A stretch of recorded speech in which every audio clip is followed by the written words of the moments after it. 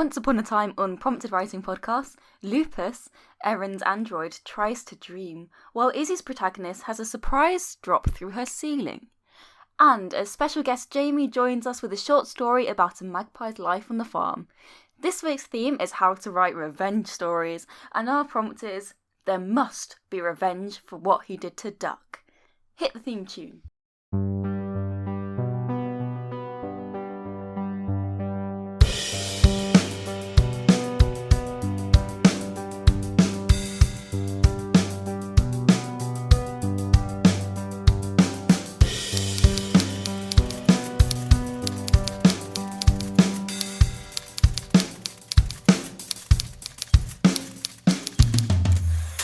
Welcome to this week's episode of Prompted, and we are super excited for this week's episode because we've got special guest Jamie on this week, who's written for us before, and so we're really excited to have you on today, Jamie. So, Jamie, how are you, and what do you write? I'm good. I write anything, but I think the pieces I've sent to you guys before tend to be a little bit sillier and a bit more daft, and that's my favourite things to write. Yeah, Jamie, I love all the pieces that you sent in our show. I love that you've written so many pieces for the show that we just decided we had to invite you on to be with us because, yeah, we really loved all of the sort of wild and wacky pieces that you've dropped for us. Thank you. It's good to be here. The baked bean one, I think, is one of my favourites so far. I think that was season 2. That was a while ago, but I loved that one. Stuck in my memory. Yeah, the ravioli. Yes, exactly that one. Yes. Yeah. There's news on the ravioli. There's a follow-up story. There's a follow-up? Is there? There is. Intriguing. Have you sent it to us, or is it? No, it's going in a little plug in a book I'm releasing soon. Oh, wonderful. Oh, so tell us about your book. It's just a collection of short stories that I put together, and I finally decided to put them into a book. It's coming out at the end of March. Oh, that's awesome. You must be so excited. And you've got a blog as well, don't you? Yes, yeah. Self-Indulgent Twaddle, which came from my wife, who is the person who comes up with my titles. I do like your blog. I do like reading all of your little thoughts on the day and stuff. I liked your lockdown blog as well from the first lockdown, was it? It was the first one, yeah. It kept me going for the first lockdown. And now we're at lockdown 3, the joys. Well, yeah. So how did everyone find the prompt then? This was a prompt that I said, and it was stupid when I said it, and it felt even stupider when I tried to write about it. So I really dug myself into a hole. Okay, so I am a Star Trek fan. Most people probably know this from the show. Are you? And oh shush. And for Christmas, my brother decided to jokingly get me a Spock rubber duck, which is like a rubber duck that looks a bit like Spock, like it's got the ears, it's got a little blue shirt. And he then decided to get some googly eyes and, over a period of several days, stick them on everything I owned. So I go down to the kitchen for a cup of tea and come back up, and just there'd be googly eyes everywhere. And one of the things that he put googly eyes on was Spock Duck. So I vowed to get revenge for his crimes against Spock Duck. It's currently ongoing. Did you? Yeah, definitely. I was going to say, what was the outcome? Oh, I got some more googly eyes and got my own back. It was brilliant. Just imagine your house full of googly eyes by now. Yeah. How did you guys find the ridiculousness of this prompt? I took that and ran with it. Wonderful. I went deep with it. I took the revenge part of it and followed that through, so you'll see how that plays out. Is there a duck in there somewhere? No, I wanted to put one in, but I thought it was really hard to fit. It's set in someone's bedroom, and so I thought I'd have to really be reaching to put a duck in it.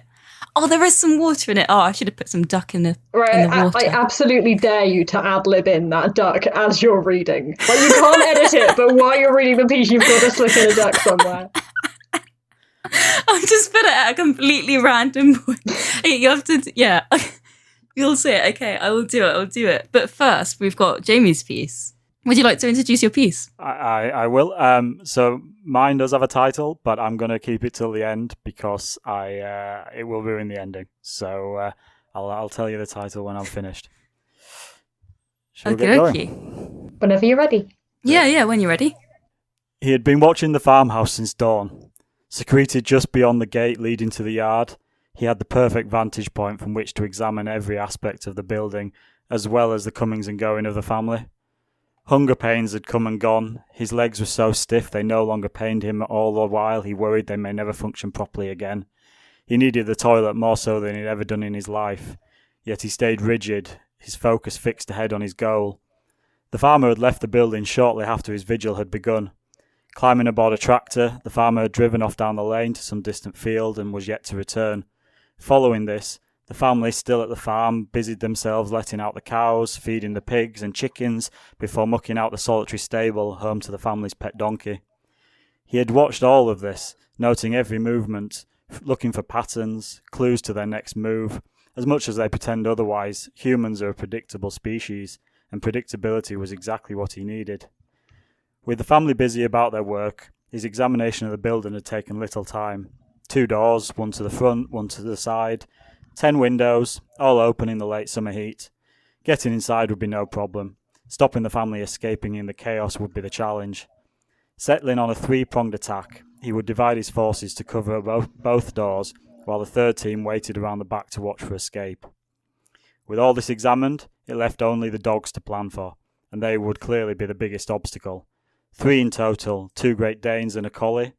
They had slept much of the day in the yard, save the occasional stretch or trip to the boundary for the toilet. Despite their slumbering form, their whiskers bristled and ears pricked. Sneaking past them would not work. Speed would be his only defence against the barking and the teeth. He would need to be quicker than he'd ever been before, in and out before the dogs roused from their slumber. Once satisfied his plan would work, he rewarded himself with a stretch before stamping his feet on the spot.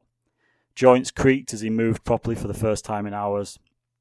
The farmer would be coming home from the field any moment, and once they were safely inside with their family, the assault could begin. Oh, how did it come to this? Deep down, he'd always known the purpose of the farm, the necessary evils which took place there, fattening up the pigs and chickens only to slaughter them in their prime for the kitchen table, holding cows in pens and milking them to make yoghurt and cheese, shearing sheep to clothe otherwise naked people. He had known and accepted the farm for what it stood for. Yes, some animals would suffer and die. The world is a cruel place after all. And that is not to say he's entirely innocent in all this. They had history, the farmer and he. He had lost count of the items he'd stolen from the farm and the farmhouse. Food, of course, but shiny trinkets as well. On a good day, he regretted his actions. On occasion, he even considered making amends. But not this time. This time the farmer had gone too far. They had acted beyond cruel, and they needed to suffer for it. No amount of thievery could excuse such wanton disregard for basic decency. Away to his right, he could see headlights meandering down the road. The farmer was returning. It was time for action. Behind him lay a freshly reaped field. For row upon row, in every furrow and mound, a mass of crows and sparrows and pigeons were feasting on the chaff left by the combine harvester. Above them, a solitary kite eyed the scene eagerly. From his vantage point on the highest branch of the tree, the magpie squawked, a piercing cry travelling across the field and beyond. 1,000 eyes and more shot instantly in his direction. My fellow avians, listen to me. A great crime has been committed in this farm behind me. An innocent duck, forced to wear Wellington boots and a hat, paraded by the humans for entertainment like a common parrot. A proud duck, directly descended from the mighty dinosaurs, reduced to nothing but a circus performer. A fool. We must right this terrible wrong. We must have our revenge. Fly with me now, my friends. Fly with me, and we will win the day.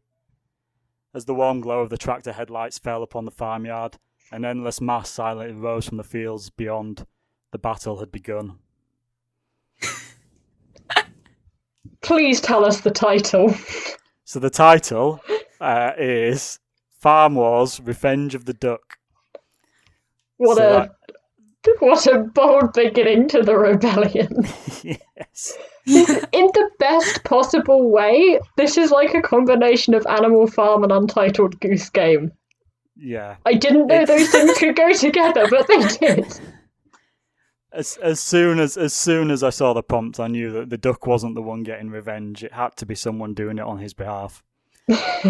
Yeah, what does the duck think of all this? Like, does the duck like the Wellington boots? Like, maybe the duck's just trying out a new look, you know? I don't think that's important. I think the magpie has made their decision.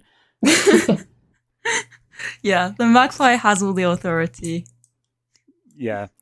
I used to have, in my old house, I used to have some blinds which had ducks in Wellington boots as the pattern. And that I just saw the and I thought that is what happened to this poor duck. I love how, like, the magpie is fine with all of the brutalities of a farm. It's just you go too far when you mess with the duck. Well, but they're descendants of dinosaurs, Izzy. Have some respect. Oh, sorry. Oh, yeah, I did love that bit of the dinosaurs. But he's not bothered about parrots being made fools of. He is a selective magpie. Yeah. Parrots can deal with it. Oh, it's clever that it is a magpie as well, because isn't it that does everyone else salute magpies if they're on their own? No. No, is that not a good luck? Is that just in my area? It's like a superstition. If a magpie is lonely, you have to like give it a little salute. See, in where I grew up, it was that you had to blow it a kiss. That was what you had to do, and then you had to say "Good morning, Mr. Magpie" where my friend lived. Like the legend changes depending on where you are. Oh, I see. Oh, that's really interesting. Because I thought you're going off of like a general magpie because everyone's saluting. No, it's not. That wasn't the idea. But yeah, I loved that piece. That was a lot of fun. It definitely had your like brand of humour on it as well. Yeah, don't take anything too seriously is my philosophy. Izzy, I'm waiting to see how you segue this onto your piece because I've just had a quick look at it and it's almost the opposite philosophy. Okay, so that's simple, okay, because this is Farm Wars, right? Whereas my piece is set in World War II. Ah, wonderful. An effortless segue into it. Yeah, mine is set during World War II. What I was doing is, while this prompt was sort of in my mind, in my degree, I'm researching and writing a TV script about my great-granddad's war days. And while I was doing that, I happened to go on a tangent in my searches, and I found a true story about something that happened during the war in Germany.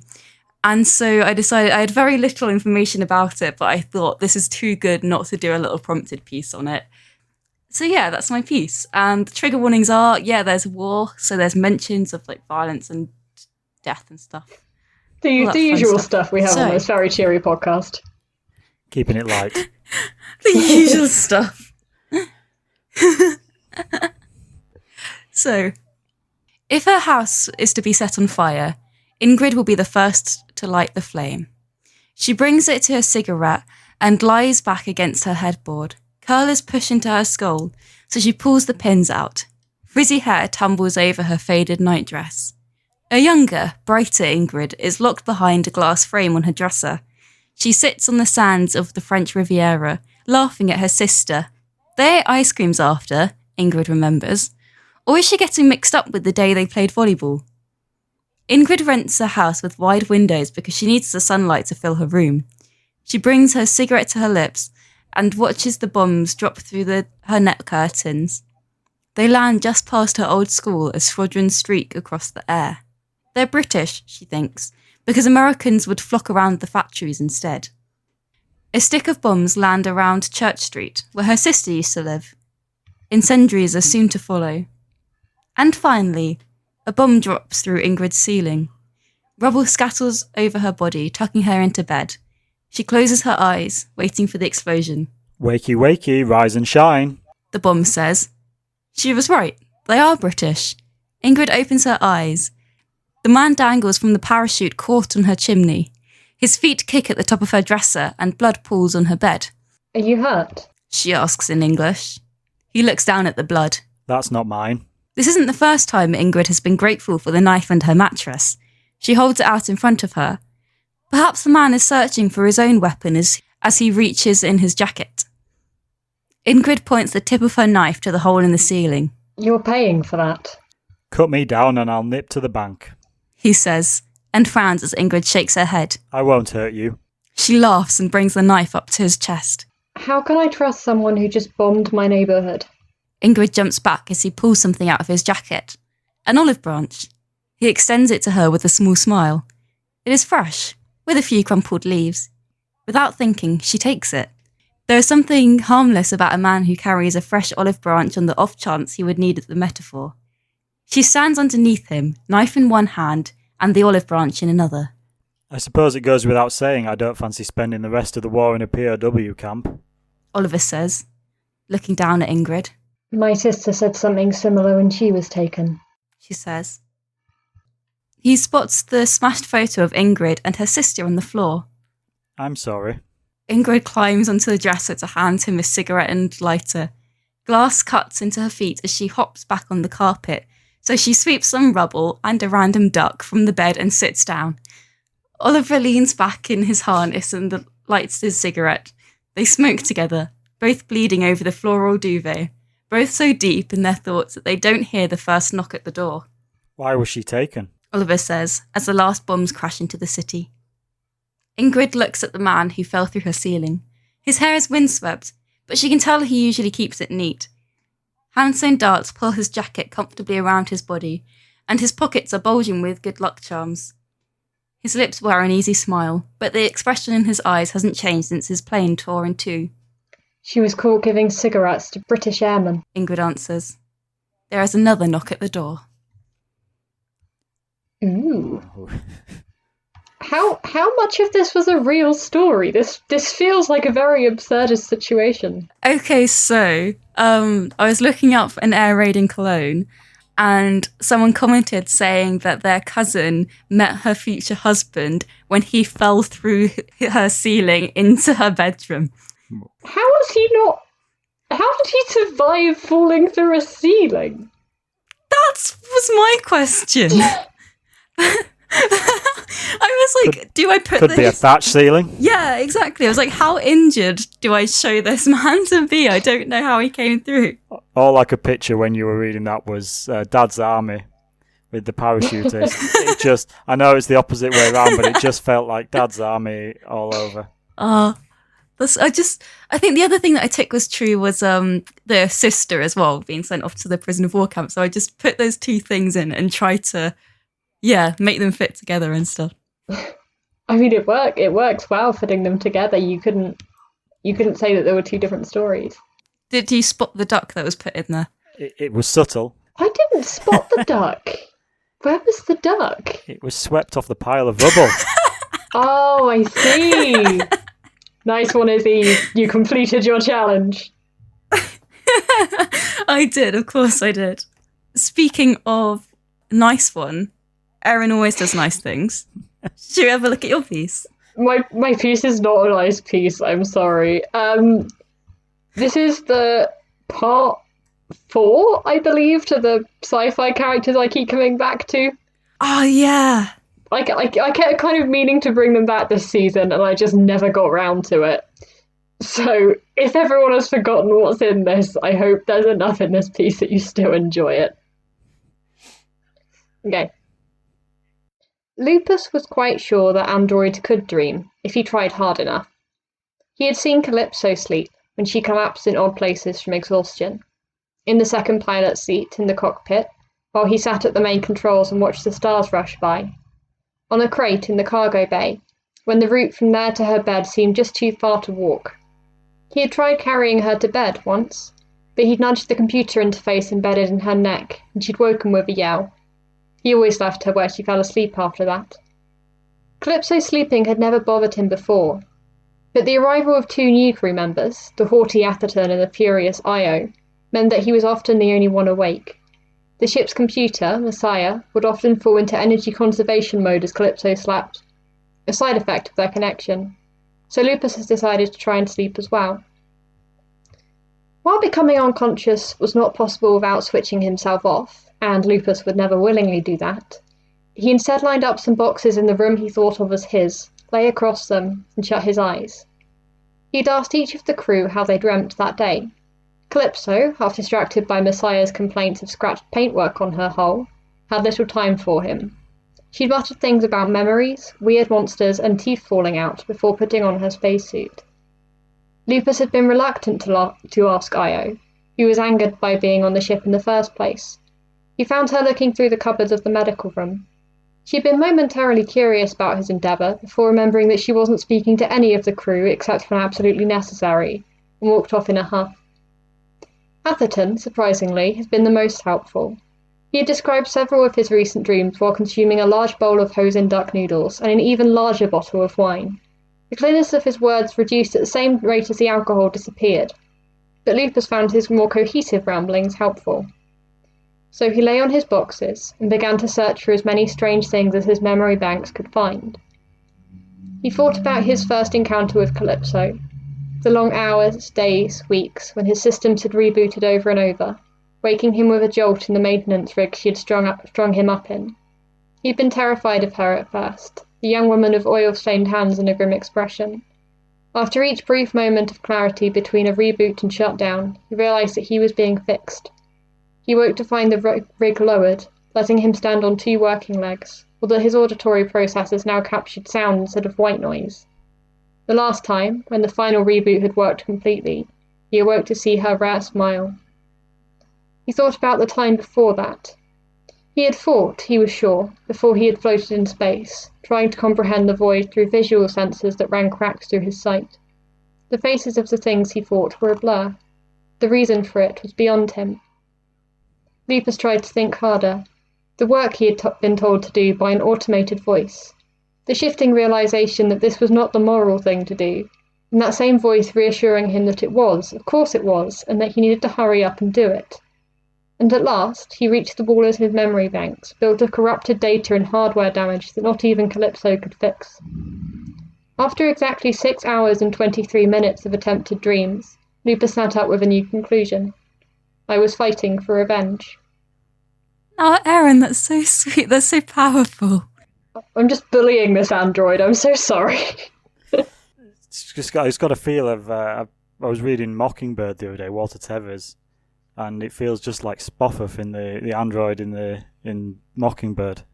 I haven't heard of Mockingbird. Is it a book? Yeah, it's Walter Tevis is the guy who wrote The Man Who Fell to Earth, and he wrote Mockingbird, and he's got a really sad, depressing android in it, who android robot type character. But if you just felt like him, it's sad and lonely. I'll give him a happy ending eventually. I just want to give him a hug. If at some point, there'll be a happy crew at some point, just currently they're really not having a good time. It's the bit when you said he went into the room that he thought of as his own. Like, it's not even his own room. He's just, like, gone into a cupboard and been like, mine. That's what people do. It's just so sweet. And the opening line as well. I didn't think of it as a cupboard, but now I am picturing this, like, quite like chunky robot just sort of squishing down in a cupboard like, this is mine. I'm taking it. Yeah, I like the way that he thinks, like trying to sort of replicate what people do. Like, does he know any other androids? I don't think so. I think the only scenes that he's actually been in out of the 4 are getting broken after escaping from a plan which went very wrong and looking after Io. I feel like that's all he's done, so I wanted to give him a little bit of his own. That was very sweet. I really like that. Thanks. We're certainly gone down in mood this episode. There's a little theme in all of them though, because we've got 2 wars, and then also there's a cockpit in yours, Erin, which made me link it to war because I'm looking a lot into planes and things. Oh, I see, yeah. Speaking of Lupus ending his day with sleep, it's time for us to end the episode. Take it away, Izzy. Yeah. Yeah, thank you so much to all of our writers on today's show, and thank you so much to everyone for listening. And yeah, especially thanks for Jamie. Thank you so much for coming on this show, and thank you so much for just doing so much writing for us over the past year as well. We've really appreciated everything that you've written for us. You're welcome. So you can find us on our YouTube, which is Prompted Writing Podcast, and you can find us on most podcast platforms. Be sure to leave us a review telling us what you think. For more prompts and writing, find us on Instagram on @Prompted Writing Podcast. And thank you so much again for listening. Hit the outro.